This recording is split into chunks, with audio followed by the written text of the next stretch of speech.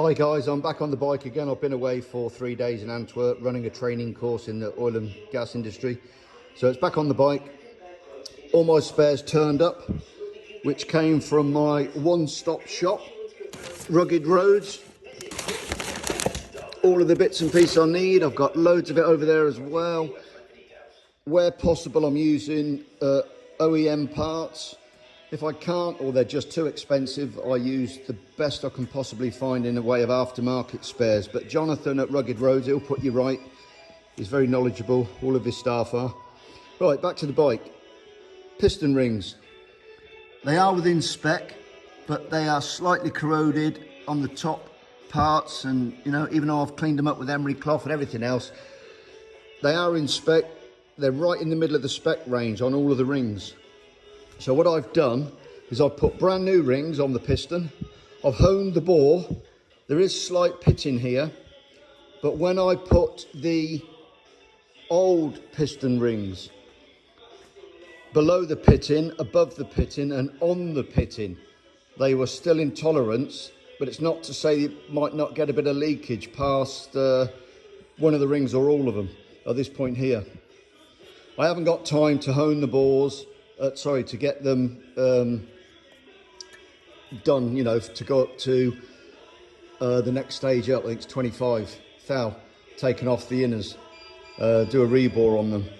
I'm gonna see how I get on. If there's a compression loss, then at some point I'll definitely have to take the heads back off again, but I ain't got time to do it right now, otherwise I would. I'm gonna see how we get on. Point to note, the little mark there in the top of the piston, that must point towards the exhaust. So there's the head. It needs another clean, then I'm going to put the gasket on. Timing chain goes through there. Obviously there's the exhaust valve. If you hold this in the correct manner, one-handed, it's a bit hard. You can see there's the exhaust valve, the bigger one of the two, the single one. So if I was to put that on there like that, where my thumb is the exhaust. All right, because that's the exhaust valve, just sits inside that little recess on top of the piston. If you put it back to front, you're going to have issues.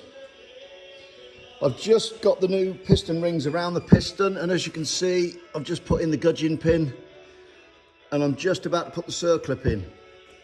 If you don't put a piece of paper here touching the conrod, and you drop that little spring inside the crankcases, very, very unlikely are you going to find it again. Even with a tiny magnet on a bit of string and you're rattling it around in there, all it's going to do is stick to all the other metal parts.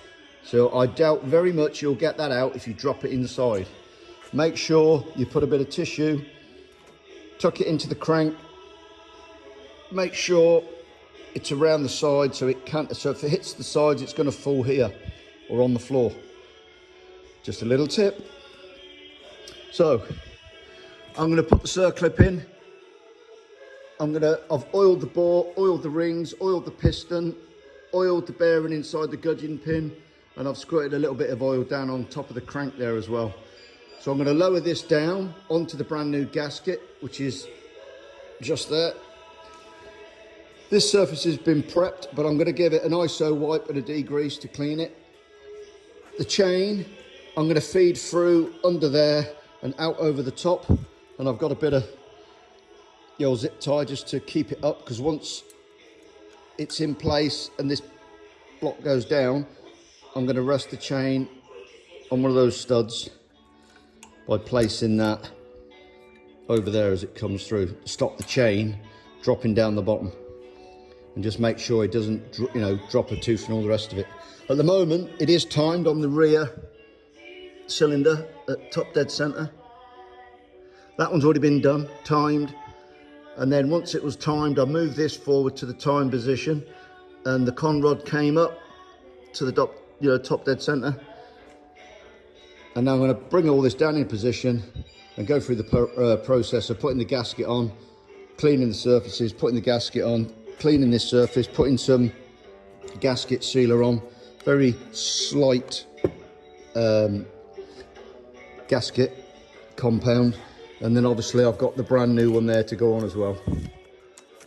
Some people put them on dry, Some people put too much gasket sealer on there and it squirts inside to the passageways and inside the bore and all the rest of it. I like to be a little bit sparing with it. Let the gasket do the work, but if you think, just put a little bit of sealer on there just to aid it, but not too much.